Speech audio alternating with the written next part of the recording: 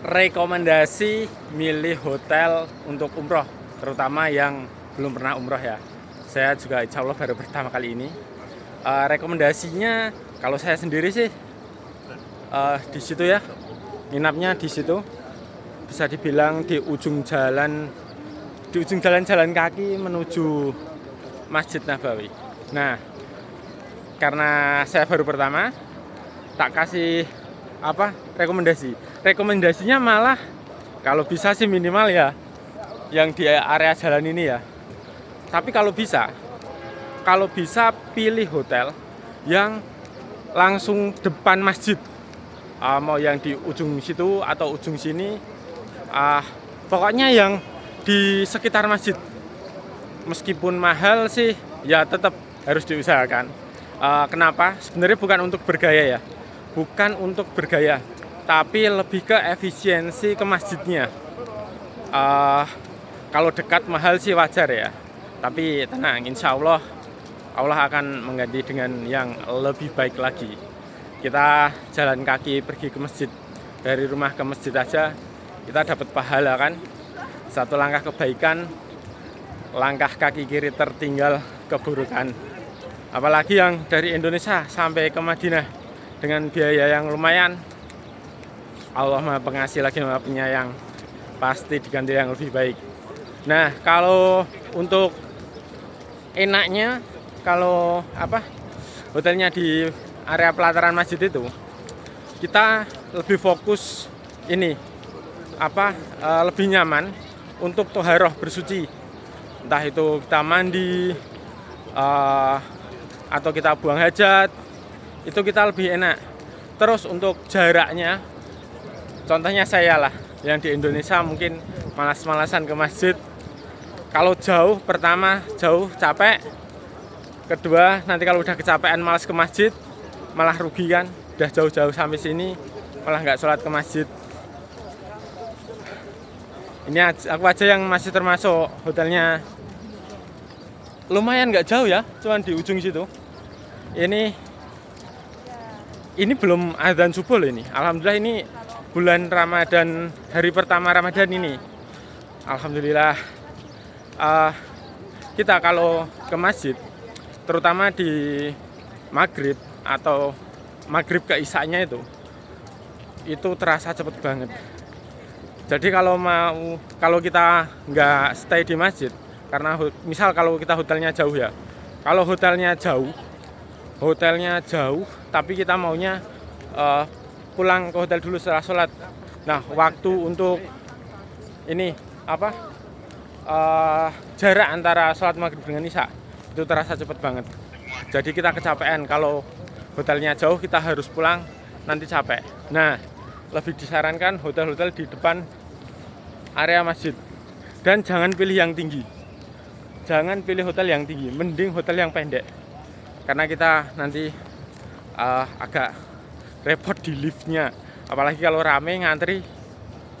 Kita ya pokoknya usahakan ibadah dengan fasilitas terbaik. Harga mahal, minta pada yang maha kaya, yang maha pengasih lagi maha penyayang. Pokoknya positive thinking, jangan pesimis. Aku pun sampai sini juga dulu bukan pengennya ya. Dulu karena kita harus memperhitungkan materi yang kita punya juga kan. Ini dulu bungkus sendal dulu. Nah, udah dibungkus, bisa masuk ke masjid. Aku dulu juga pengennya sih ya yang murah aja, karena melihat materi yang dimiliki kan. Tapi Allah Maha Kuasa, Allah Maha Pengasih, lagi Maha Penyayang, Maha Kaya juga, selalu minta dan terus berusaha. Insya Allah yang memudahkan nanti. Aku pun dulu juga nggak alhamdulillah untuk penerbangan ini pun aku juga dapat yang alhamdulillah bagus. Ada dramanya juga kemarin. Pokoknya rekomendasi saya, usahakan nginepnya di area pelataran masjid, karena di travel itu bisa ditanyakan nginepnya di mana. Terus kalau bisa minta request yang nggak di lantai atas, mending yang di lantai bawah. Semakin bawah lantainya, maksudnya kan biasa ada yang pengen lihat view dari ketinggian gitu kan. Kalau untuk ibadah saranku malah mending yang bawah saja, biar kita lebih efektif, efisien datang ke masjid. Ini belum adzan subuh ya, ini udah rame banget. Kalau yang hotel-hotel pelataran ini kalau pengen mau dapet di depan ya agak jauh-jauh, apalagi yang hotelnya jauh. Yang hotelnya jauh 2 jam sebelum waktu sholat harus sudah ke masjid. Ini kita masuk ya. Ini belum adzan subuh nih, tapi udah penuh ini. Untuk di depan itu nanti itu ada makam Rasulullah. Assalamualaikum ya Rasulullah. Assalamualaikum ya Rasulullah. Assalamualaikum ya Rasulullah. Assalamualaikum ya Abu Bakar. Assalamualaikum ya Umar. Di samping makam Rasulullah ada makam sahabat Nabi Abu Bakar As-Siddiq dan Umar. Nah, ini semoga dapat tempat nih. Nih belum adzan subuh nih, udah penuh nih. Nanti kalau kepepet naik ke atas ke rooftop. Biasanya rooftop masih lengang. Semoga masih dapat. Sekalian kalau bisa maju ke depan biar tahu ya. Nah, kenapa kok aku ngerekomendasiin masjid yang deket? Biar lebih efisien kita ke masjidnya dan nggak kecapean juga. Soalnya kalau kita capek, ya pasti kurang nyaman kan untuk menjalankan ibadah. Jadi kalaupun sekiranya kok kalau deket-deket mahal, optimis saja, minta sama yang maha kaya. Wah, alhamdulillah masih ada tempat. Minta aja sama yang maha kaya ya. Mintanya sama yang maha kaya, positif. Oh ya, ada satu tip amalan yang diamalkan oleh seorang pedagang roti. Seorang pedagang roti, dia mengamalkan al-istighfar. Istighfar dia pernah sewaktu-waktu Imam Ahmad bin Hambal, kita cari tempat duduk aja dulu. Imam Ahmad bin Hambal dia pergi ke suatu tempat, nggak tahu kenapa pergi ke suatu tempat. Dia Imam Ahmad bin Hambal adalah imam madhab ya, imam madhab di zaman dulu, bisa dibilang generasi penerusnya Imam Syafi'i. Jadi masanya itu setelah masanya Imam Syafi'i. Oke, kita cari tempat dulu. Dulu Imam Ahmad bin Hambal nggak tahu kenapa dia pergi ke daerah dengan alasan yang dia sendiri nggak tahu kenapa sampai ke sana. Ternyata ketika sampai di suatu daerah, karena musafir lelah, istirahat di masjid pun diusir. Padahal dia imam besar, imam madhab, tapi diusir karena dulu kan belum ada sosial media kayak sekarang, ada foto, ada handphone, jadi orang itu tahu. Sekarang kan ulama pun ada video, ada foto, orang bisa mudah tahu. Kalau dulu kan belum ada. Imam Ahmad bin Hambal diusir dari masjid padahal dia mau istirahat. Diusirnya akhirnya ketemu sama tukang kue, tukang roti ya. Dia dipersilahkan untuk istirahat di tempatnya. Setelah Imam Ahmad bin Hambal istirahat di tempatnya tukang roti tadi, Imam Ahmad bin Hambal mengamati apa yang dilakukan si pedagang penjual kue itu tadi. Dia mengamati setiap apa yang dia lakukan, dia itu sambil istighfar. Nah, Imam Ahmad bin Hambal kan penasaran ya, kenapa kok istighfar terus. Ternyata setelah ditanya, si tukang roti itu jawabnya, belum pernah ada yang tidak dikabulkan doanya karena istighfar. dan hanya satu yang belum terkabulkan. Dia jawabnya, Imam Ahmad bin Hambal kan otomatis bertanya ya, apa yang belum dikabulkan?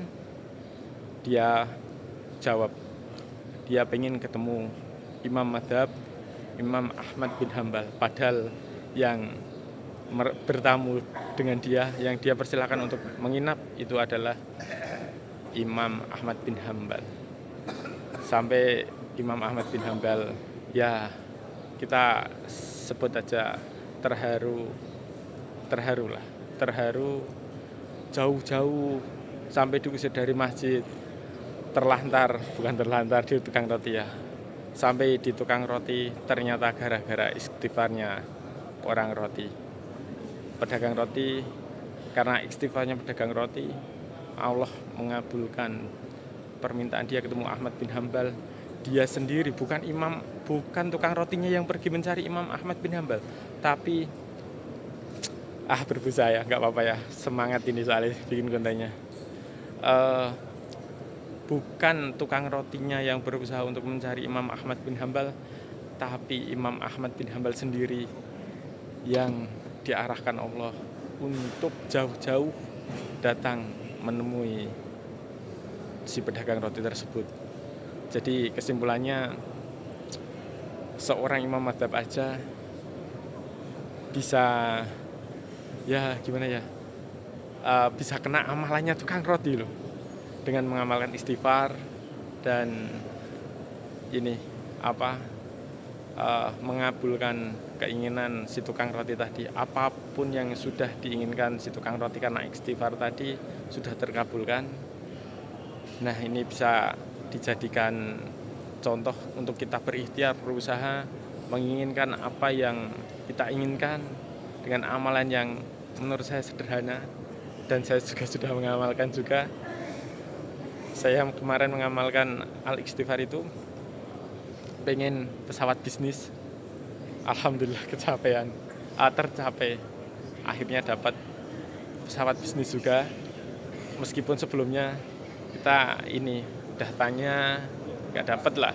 Sampai pesawat itu, dramanya itu, tak kira itu pertama daftar umrah itu dapat pesawat Garuda, ternyata dapatnya Saudi. Terus akhirnya dikasih tawaran pindah ke Garuda Indonesia, tapi nggak dapat kursi bisnis juga. Ya, kita tetap optimis. Meskipun saya sudah daftar, tapi kita tetap optimis. Sebelum sholat zuhur itu aku tanya, kan nggak ada nih yang kursinya bisnis. Sudah bayar, kan sudah jelas nih pesawatnya. Aku amalkan lagi itu. Seingat saya aku amalkan lagi itu al-istighfar itu. Setelah sholat zuhur dapat info bisa upgrade ke bisnis. Alhamdulillah. Pokoknya tetap positive thinking, jangan negative thinking. Allah Maha Kaya, Allah Maha Kuasa, yang menurut manusia tidak bisa ataupun mustahil, bagi Allah itu sangat kecil. Semoga yang menonton video ini dimudahkan dalam menjalankan ibadah, diampuni seluruh dosa-dosanya, dimudahkan rezekinya, sehat selalu. Semoga sering-sering umroh ya, amin. Jangan lupa tetap semangat dan berusaha menjadi yang lebih baik. Assalamualaikum ya Rasulullah, assalamualaikum ya Abu Bakar, assalamualaikum ya Umar. Alhamdulillahirabbil alamin.